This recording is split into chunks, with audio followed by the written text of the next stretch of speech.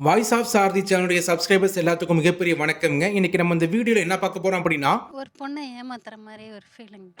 அவசரப்பட்டு ஒரு பொது இடத்துல வாக்குறுதி கொடுக்கக்கூடாது. அப்படி குடுத்துட்டா அத நிறைவேத்தணும். அது முடியலன்னா நமக்கே பேக் ஃபயர் ஆகும். அந்த மாரி தான் நீயா நானால இந்த அம்மா வந்து அந்த ஒரு பொண்ண பார்த்து, "நீ யாரு? என்ன ஜாதி? எதுவுமே தெரியாது.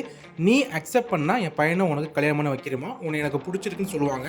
அந்த பொண்ணு அவங்களுக்கு கேஷ் சொன்னதுக்கப்புறம் இந்த அம்மா வந்து அந்த சிச்சுவேஷன் ஹேண்டில் பண்ண முடியாம அப்படியே மழுப்புவாங்க. அந்த கோபிநாத் வந்து அழகா புரிய வச்சிருப்பாங்க அந்த இடத்துல. நீங்க வந்து இடைநிலை ஜாதிகள் அப்படின்னு சொல்லப்படக்கூடிய ஜாதிகள் எல்லாம் வந்துருங்க. ஏன்னா பொண்ணு பையன் கிடைக்கிறது கஷ்டமா இருக்கு. பட்டியலனும் அப்படிலாம் போறப்ப வந்து அப்ப வந்து ஆட்டோமேட்டிக்கா அந்த எண்ணம் வந்துருது. ஃபர்ஸ்டே இந்த அம்மா அந்த பொண்ணை பிடிச்சிருக்குன்னு சொன்னாங்க. அதுக்கப்புறம் கேஷ் தெரிஞ்சதுக்கப்புறம் ஒரு மாதிரி ஒன்று மழுப்புனாங்க. அந்த பொண்ணு எப்படி ஹேண்டில் பண்ணாங்கன்னா, இது எங்களுக்கு ஓகே தான் சார், இது எனக்கு பெருசா வருத்தத்தை ஏற்படுத்தலன்னு சொல்லி அவங்க அதுக்கு ஒரு ஆன்சர் பண்ணியிருப்பாங்க. நமக்கு பார்க்கவே ரொம்ப ஒரு மாதிரி எமோஷனலா இருக்குங்க. பொண்ணுங்கன்னு கிடையாது. பசங்க.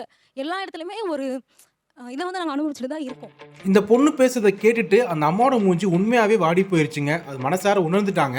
அதை ஃபீல் பண்றாங்க தப்புன்ட்டு. பட் என்ன பண்றதுங்க? அவங்க பிறந்த இடம், வாழ்ந்த மக்கள், அங்க இருக்கக்கூடிய சூழல் எல்லாருமே வந்து பார்த்தீங்கன்னா, அந்த கிராமத்துல அப்படிதான் இருக்காங்க போல. அதுதான் அவங்க வெளிப்பாடா இங்க வந்து பேசுனாங்க.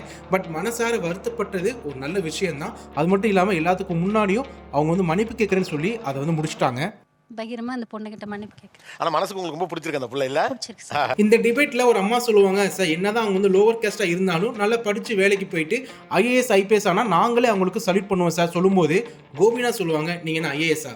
எல்லாருமே ஹியூமன் பீன்மா, ஃபர்ஸ்ட் மனிதம் வேணும்னு சொல்லிட்டு அதுக்கு ஒரு தகுந்த ரிப்ளை கொடுப்பாங்க. அத்தனைக்கும் அந்த அம்மா வந்து டீச்சருங்க. ஒரே ஷாக் ஆயிடுச்சு. டீச்சரா இருந்துட்டு இந்த மாதிரி ஒரு புரிதலோட இருக்காங்கன்னு சொல்லும்போது ரொம்பவே ஒரு மாதிரியா தான் இருக்கு. நல்லா படிச்சுட்டா நீங்க ஐஏஎஸ்ஆ இருக்கீங்கன்னா எல்லாருமே நீங்க ஐஏஎஸ்ஆ? நீங்க ஐஏஎஸ்ஆ? நீங்க ஐஏஎஸ்ஆ? நான் ஒரு ஹியூமன் பீயிங். இதே கேள்வியை கோபிநாத் வந்து அந்த படிச்ச பொண்ணுங்கிட்ட கேட்பாங்க. உங்கள யாரெல்லாம் லோவர் காஸ்ட் பசங்களை கல்யாணம் பண்ணிப்பீங்க அப்படின்ட்டு யாருமே கை தூக்க மாட்டாங்க.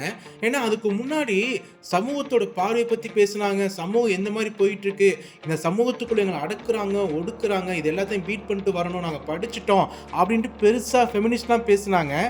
கடைசியில் காஸ்ட்னு வரும்போது நாங்களும் ஒன்று தான் சொல்லிட்டு ஒரு மாதிரி ஒன்று பண்ணுவாங்க. அந்த பிஹேவியர் நல்லாவே இருக்காது.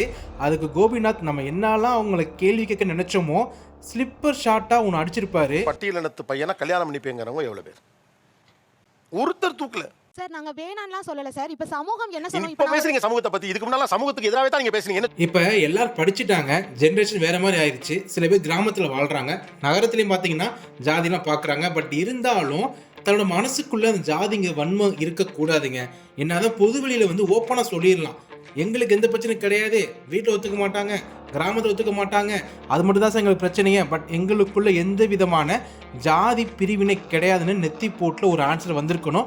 யார்கிட்டையும் அந்த ஆன்சர் வரவே இல்லை. ஏன்னா அவங்களுக்கு மனசுக்குள்ள அந்த ஜாதிங்கிற ஒரு பொருட்டு உள்ள இருக்குங்க. இதை எப்படி பார்க்கறதுன்னா, தொன்று தொட்டு அப்படி போயிட்டே இருக்கு. சரி, தாத்தா காலத்துல தான் முடியல, அப்பா அம்மா காலத்துல முடியல, நம்ம மாறணும் அப்படின்னா நம்ம தாங்க மாறணும்.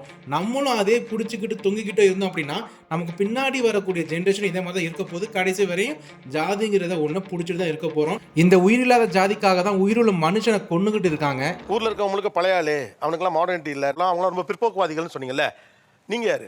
எத்தனை பேர் கிளாஸ் எடுத்தாலும், எத்தனை பேர் இதை பத்தி சொன்னாலும் திருந்துறவங்க திருந்துவாங்க, திருந்தாம இருக்கிறவங்க திருந்தவே மாட்டாங்க. இதுதாங்க உண்மை.